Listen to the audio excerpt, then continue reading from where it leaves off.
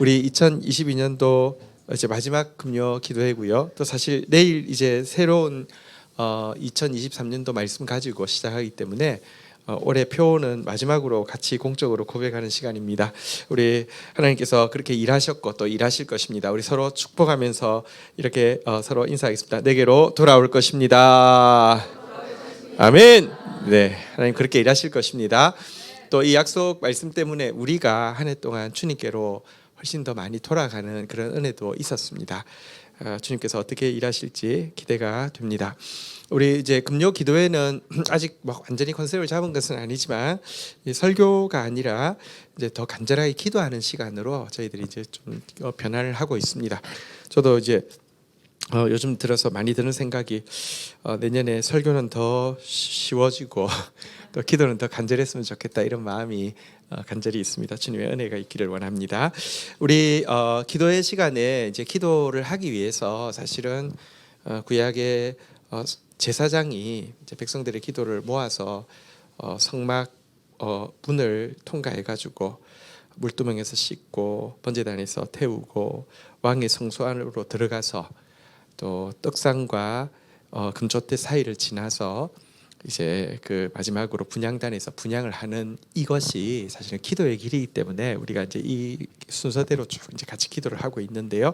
오늘 그 중에서 이 떡상에 대해서 진설병이라고 하는 떡상에 대해서 조금 더 잠시 보고 또 우리 이제 나중에 이 성령의 이 그 금초대는 성령의 조명을 이야기합니다. 이 떡상은 우리의 만나 되시는 하나님의 말씀 또 말씀의 본체 되신 예수님을 이야기하는데요.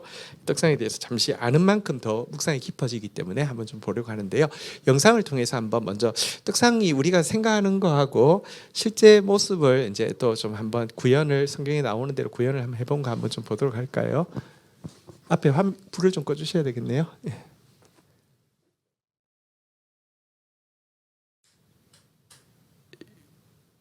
떡 모양이나 뭐 이런 것들 한번 조금만 보시죠. 예. 뭐 이런 모습이었습니다. 자, 그다음 그렇게 불을 한번 켜주시고요. 자, 우리 이 떡상에 대해서 소개해 놓은 성경 구절 레위기 24장 5절부터 한번 좀 내용 볼게요. 교독을 해보겠습니다. 너는 고운 가루로 떡 가져다가 떡 12개를 굽되 각 덩이를 10분의 2 에바로 하여 6절 한번 같이 읽겠습니다. 시작.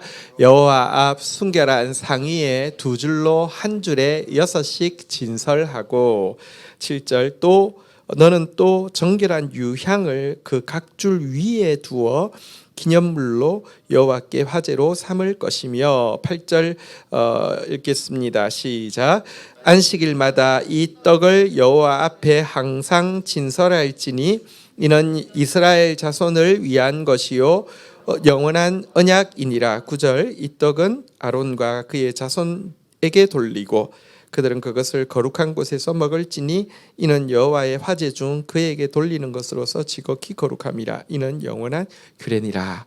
여기 보니까 아까 우리가 화면 본 거하고 좀 연관해서 보면요. 5절에 보니까 고운 가루를 가져다 이제 떡을 만드는데요. 여기 떡이라는 단어가 실은 보통 베들레헴 할 때 레헴이 떡인데요. 그래서 예수님이 베들레헴에 오신 것은 예수님이 생명의 떡집에서 오셨다 그런 뜻이 있는데 여기 떡은 원어로는 하라라고 돼 있는데 하라는 구멍 뚫린 떡을 이야기합니다. 사실 여러분들 베이글 아시죠? 그게 유대인들 음식이거든요. 그래서 아마 여기 성경에 나오는 진설병은 베이글 같은 모습, 구멍이 뚫린 모습이고 왜 구멍이 뚫렸을까요? 예수님이 십자가에서 창이 관통되어지는 이것을 이 떡부터 일반적인 떡이 아니라 상징하고 있는 것으로 보고 있습니다. 자, 이 떡 12개를 하는데 이제 무게는 10분의 2 에바로 한다. 한 덩이가 10분의 2 에바로 한다. 이렇게 돼 있고요.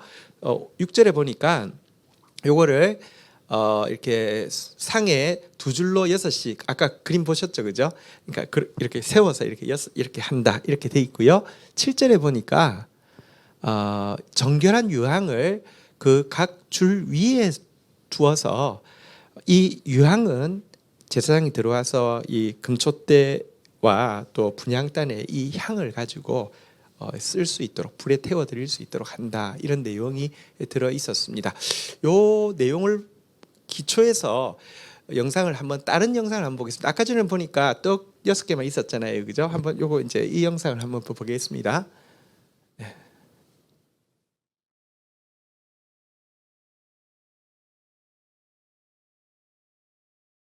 여기 보니까 유향 그릇이 위에 있는 건 보겠죠, 그죠? 예, 떡 모양을 한번 좀 유념해서 좀 보시면은 좋겠습니다. 예, 됐습니다.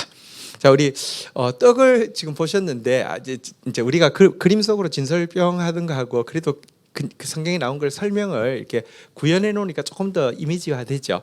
자, 떡만 가지고 아까 전에 봤던 떡, 지금 봤던 떡을 보면서 떡이 좀 어떻다 이런 느낌을 그냥 한번 좀 이야기해 보겠습니다. 딱 그 내가 가졌던 이미지에 비해서 떡이 어떻다. 그냥 예. 자, 떡이 어땠죠? 예.